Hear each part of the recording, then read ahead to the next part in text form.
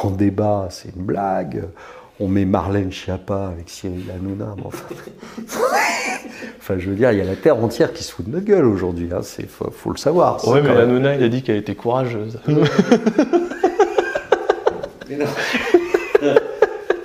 Mais le premier truc à faire, c'est de sortir de cette Union européenne qui est une structure qui est fondamentalement mauvaise. C'est ce que dit Asselineau, hein. L'UPR, c'est leur credo en disant on sort d'abord de l'Europe, on discutera ensuite de savoir si on est de gauche et de droite. Quoi. On est absolument d'accord. Je rappelle qu'on a un poivreau dernier degré, le type qui rampe pour aller prendre sa bière. Jean-Claude Juncker, on parle là. Voilà, on parle de Jean-Claude Drunker. C'est une secte. Une secte, c'est quoi? Vous avez un gourou, M. Juncker, d'accord? Vous avez un gourou autoproclamé, d'accord? Et on vous fait des ronds de jambes pour rentrer dans la secte. Une fois que vous y êtes rentré, on vous drogue à l'argent facile, au taux zéro, etc. On vous drogue. Et quand vous voulez sortir, vous ne pouvez pas.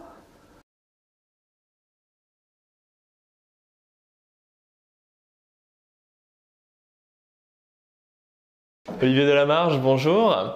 Je voulais vous parler aujourd'hui des Gilets jaunes et quelque part de la crise économique. C'est-à-dire que depuis quelques années maintenant, on s'attend tous à une crise économique d'anthologie et puis on se dit que les choses vont craquer par ce morceau-là. Et globalement, aujourd'hui, qu'est-ce qu'on voit? On voit une porte du ministère de la cohésion sociale arrachée. On voit Macron et Merkel qui se font huer à Aix-la-Chapelle. On voit une voiture d'un ministre qui se fait sceller avec de la mousse polyuréthane. Et une grogne qui monte dans le pays de façon très claire et distincte. Est-ce que finalement, cette crise, elle va pas démarrer par une reprise en main par les gens, par le peuple? On demande des référendums d'initiative citoyenne, on demande... il y a des choses très construites et très positives en réalité qui émergent d'un scénario qu'on voyait tous plutôt noir en se disant la finance va s'effondrer et puis la France avec. Est-ce que on n'est pas dans un rebondissement de situation qui est quand même très différent de ce qu'on attendait ? Non, pas très différent. Enfin, moi, j'avais écrit un scénario en 2018 qui était celui-là. J'avais écrit que M. Macron se faisait couronner empereur de France et puis ensuite empereur d'Europe et que à ce moment-là, il y avait une révolte des gens. Alors, je n'avais pas appelé ça la révolte des gilets jaunes, puisque je ne connaissais pas encore la couleur des gilets, mais... et donc, j'avais dit, à ce moment-là, Macron essaie de fuir, il se fait arrêter et emprisonner, et emprisonné en Sibérie, puisque évidemment c'était encore un coup des Russes, parce que ils sont partout, il faut le savoir, et donc il se fait emprisonner, et puis ensuite j'avais dit il y a peut-être quelqu'un qui va émerger de là et qui va reprendre les rênes, mais bon, le scénario est en train de se dérouler. On n'a pas encore eu l'épilogue, mais je ne crois pas que ça remette en cause les choses, parce que ce serait bien prétentieux de penser que la France est le centre du monde. Hein. Donc, s'il y a crise financière, s'il y a crise économique, il n'y aura pas que la France. Et c'est pas parce que vous avez la révolte des Gilets jaunes que tout va se régler dans le monde et qu'on va échapper à la récession. Donc, y échapper, non, mais est-ce qu'on pourrait en sortir par le haut, par exemple avec le référendum d'initiative citoyenne? Non, vous en sortirez pas par le haut. Dans la douleur, hein, mais... Vous aurez d'abord, parce que c'est quelque chose de mondial et la France n'est pas le leader du monde, faut pas croire. Donc vous aurez d'abord, c'est même pas les Allemands, mais vous aurez d'abord un effondrement et économique et financier, et ensuite que le fait que les peuples se soient réveillés, que les populations se soient réveillées, et qu'on essaie de redémarrer avec un nouveau modèle, très bien, et au contraire. Alors là, pour le coup, on aurait un nouveau modèle peut-être de développement, et en tout cas un nouveau modèle de gouvernance qui permettrait de repartir de façon plus saine que l'alternance entre des Hollande et des Macron. C'est quand même ça un peu pénible. Initiative citoyenne, vous en pensez quoi par rapport à ça, de reprendre un peu les rênes et de... Moi, je pense que si on arrive sur quelque chose, alors après, on peut toujours critiquer, améliorer, tout ce qu'on veut, mais si on arrive sur quelque chose qui ressemble un peu à la méthode de gouvernance suisse, pourquoi pas? Alors, contrairement à ce que disent toute la meute des imbéciles patentés, il se trouve que les Suisses ne votent pas juste pour la couleur des toilettes de la mairie, faut pas croire. Ils votent sur des sujets qui sont beaucoup plus sérieux que ça, et donc et ça fonctionne très bien. Alors que maintenant on essaie d'améliorer la chose, pourquoi pas. Ils n'ont pas encore proposé d'abolir les impôts, par exemple. Mais vous savez que, je veux dire, l'air de rien. Aujourd'hui, la question qui est posée donc au vote des Suisses, c'est d'harmoniser l'impôt pour les sociétés. Donc aujourd'hui, vous avez selon les cantons 23%, 8%, 13%, etc. Et ils sont en train de voter pour harmoniser sur toute la Suisse, dans tous les cantons, l'impôt sur les sociétés à 13%. C'est le seul pays où, pour l'instant, la question est comment est-ce qu'on fait pour harmoniser à la baisse, pour l'ensemble des cantons, l'impôt sur les sociétés. C'est pas le cas de tout le monde, bon. Donc, on a du plein. On a du plein. Oui, enfin bon, ça c'est autre chose. Mais donc, faut arrêter de croire qu'ils votent toujours pour des choses qui n'ont aucun intérêt. C'est pas vrai. Et donc, on pourrait très bien imaginer quelque chose qui fonctionne comme ça. Ça nous éviterait d'avoir à payer des gens qui sont d'une incompétence rare, mais qui sont d'une incompétence rare. Alors là, on est descendu tellement bas avec Macron que on ne peut que remonter maintenant. Bon, mais les autres, c'était pareil. On a voté pour l'incompétence totale pendant des années. Et donc que maintenant on essaie réellement de récupérer la démocratie me paraît pas quelque chose de scandaleux.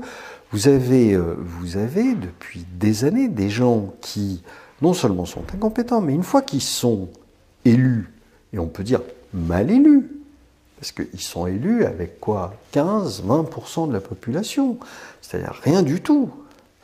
Ok, je ne sais pas si je vous ai cité ça, mais je l'ai cité il n'y a pas très longtemps. Il y a eu des élections en Essonne dans une circonscription pour remplacer M. Valls, qui, soit dit en passant, c'est un député français qui part se faire élire en se s'acoquinant à une vieille héritière. Enfin bon, on est dans un truc. Si les gens s'arrêtent un peu et réfléchissent à ça, c'est grotesque. Elle fait carrière en Espagne maintenant. On donne dans le grotesque. Donc, pour remplacer M. Valls, 77 500 électeurs dans cette circonscription, d'accord ? Le type qui a été élu, le député qui a été élu, c'est un République en marche. Le gars a été élu avec 6400 voix. 6400, même pas 10% des électeurs. C'est quoi la représentativité de ce type ? Rien, c'est zéro, c'est bon. Et donc, et le gars, pendant 5 ans, va prendre des décisions. Il est député, il va appliquer ce qu'on lui dit de faire. Oui, mais, enfin, oui, tout de même, il y a quand même quelque chose qui ne va pas. Donc, et à l'échelle de Macron, c'est encore pire. Et à l'échelle au-dessus, c'est encore bien pire, puisque je rappelle qu'on a un poivreau au dernier degré, le type qui rampe pour aller prendre sa bière.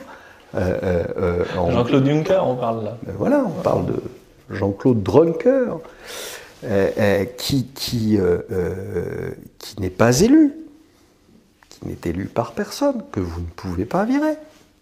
D'accord ? Et ce type-là, aujourd'hui, dirige l'Europe, donc est au-dessus de M. Macron. Toutes les lois, la loi travail, tout ça, c'est des lois qui sont des lois européennes. C'est la retranscription de lois qui sont décidées en Europe. Donc, faut arrêter de se prendre le chou. Quand je vois des revendications vous disant il faut changer la gouvernance, il faut changer certaines lois, etc. Mais le premier truc à faire, c'est de sortir de cette Union européenne qui est une structure qui est fondamentalement mauvaise. C'est ce que dit Asselineau, hein, l'UPR, c'est leur credo en disant on sort d'abord de l'Europe, on discutera ensuite de savoir si on est de gauche ou de droite. Quoi. Mais on est absolument d'accord. Il faut voir que... alors on disait ça dans une interview récemment, je ne sais plus si c'était Olivier Berruyer ou si c'est Jacques Sapir qui a dit ça à propos de l'Europe, mais qui a à mon avis une image parfaitement vraie et très bien faite. C'est une secte. Une secte, c'est quoi ? Vous avez un gourou, M. Juncker, d'accord ? Vous avez un gourou autoproclamé, d'accord ?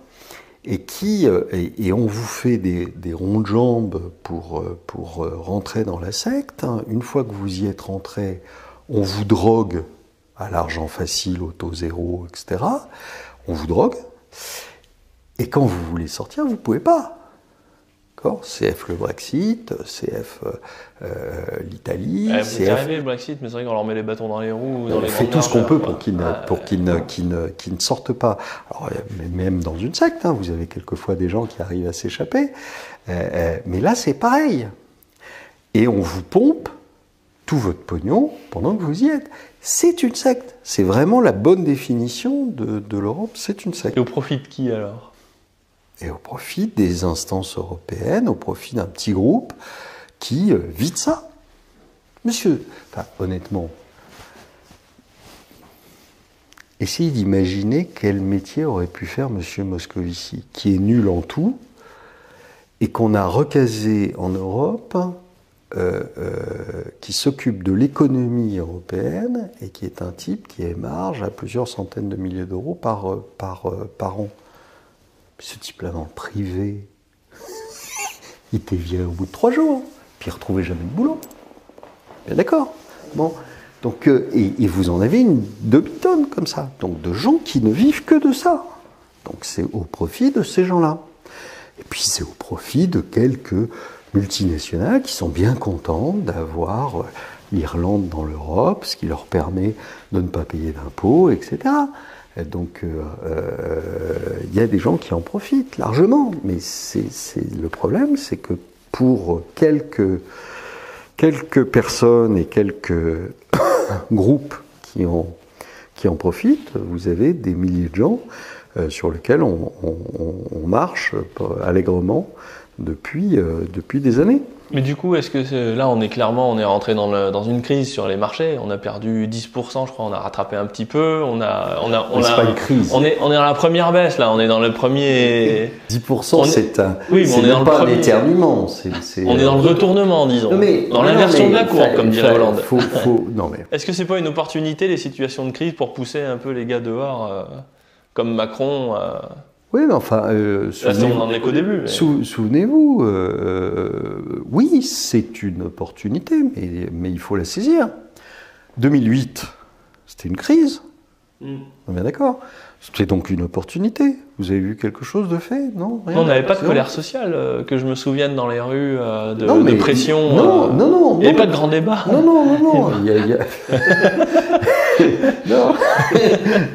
Non, mais toute crise n'est pas Sarkozy, à l'époque, forcément. il n'a pas senti les faire. Non, mais toute crise voilà. n'est pas forcément une opportunité. Ça dépend comment elle est prise, etc. Là, visiblement, tout de même, il y a quelque chose qui est en train de se passer. Les gens ont fini par comprendre, heureusement, parce que ça faisait un moment, ont fini par comprendre qu'on les prenait pour des cons. Évidemment, ça se passe mal. En plus, la gestion de ce truc-là, enfin, si on peut appeler ça une gestion, c'est fait n'importe comment. Enfin, Castaner a dit qu'il a acheté du nouveau matériel de flashball. C'est sa réponse à la crise. C'est il y a un nombre de débiles dans ce gouvernement et dans on va mieux équiper les flics, c'est ça la Ouais, réponse. c'est atterrant. Enfin, c'est atterrant. C'est atterrant. Puis non seulement c'est atterrant, mais c'est scandaleux. Enfin, on est dans un truc où vous avez quand même des gens qui sont mutilés à vie. Et puis alors on vous dit, ouais, mais vous vous rendez compte, les policiers, ils en prennent plein la figure. Enfin bon, ils ont des ITT de 5 jours, hein, c'est pas non plus... voilà, ils sont harnachés comme des Robocop. Il y en a un qui s'est pris de coups de poing à la figure d'un boxeur, mais ça n'a rien à voir avec un flashball. Hein, donc bon... Il y a des gens aujourd'hui qui ont perdu un œil, qui sont complètement défigurés, qui ont perdu une main, donc ils sont foutus pour la vie. Et tout le monde s'en fout. Hein. Vous avez entendu M. Macron dire quelque chose là-dessus, ou M. Castaner Il faut dire que c'est assez tendu parce que les gilets bleus, ils sont pas bien loin de sortir non plus. Quand on l'a vu il n'y a pas si longtemps, ça s'est calmé avec un peu d'argent, mais ils leur devaient 5 ans d'heures sup, je crois, hein, aux flics. C'est-à-dire qu'on parle des flics, etc. Mais je veux dire, l'essentiel de ce qu'ils ont eu, c'est pas des augmentations, c'est des rattrapages d'heures sup qu'ils avaient. Il faudrait d'ailleurs, c'est qu'à un moment, les 5 ans d'heures supplémentaires la pas payés, police c'est se joignent à la population pour virer ces gens-là. Je fais une petite aparté au montage pour préciser que notre police va mal. Alors oui, les gilets jaunes, les violences qui sont faites contre les gilets jaunes sont intolérables lorsque l'on voit des mains arrachées, des yeux crevés et des centaines de blessés. Et pour autant, il ne faut pas non plus oublier que du côté de la police, c'est pas du tout rose non plus. On le voit avec l'augmentation des suicides de la police chaque année. On le voit en fonction de la façon dont l'État traite ses fonctionnaires qui ne sont pas payés de leurs heures supplémentaires qui sont dues depuis des années. Et il en va de même avec la fonction hospitalière. Et beaucoup de la fonction publique va mal. Donc, rappelons-nous aujourd'hui quand même qu'entre les manifestants et les forces de l'ordre, il y a une cause commune, car s'il y a une bourgeoisie de gauche et une bourgeoisie de droite, il n'y a qu'un seul peuple, le peuple français. Enfin, puis on creuse. Enfin, le grand débat, c'est une blague. On met Marlène Schiappa avec Cyril Hanouna. Enfin, je veux dire, il y a la terre entière qui se fout de notre gueule aujourd'hui. Hein. Faut le savoir. Oui, mais Hanouna, il a dit qu'elle était courageuse.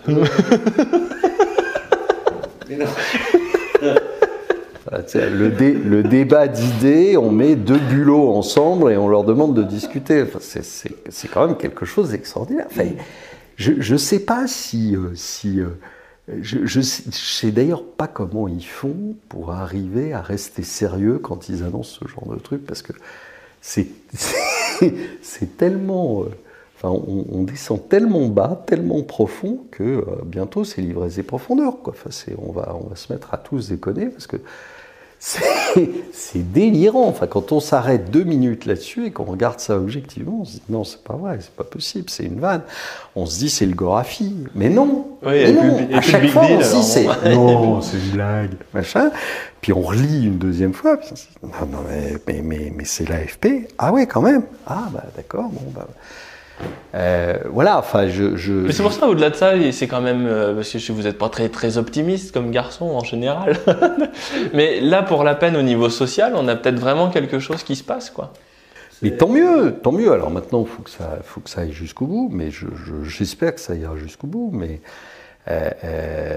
après, la question est comment est-ce qu'on, justement, comment est-ce qu'on rebondit, comment est-ce qu'on remplace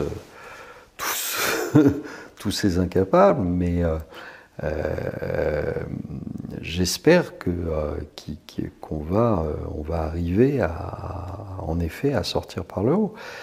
Mais vous me direz, franchement, je pense que là, on est descendu tellement bas qu'on ne peut plus que remonter. Enfin,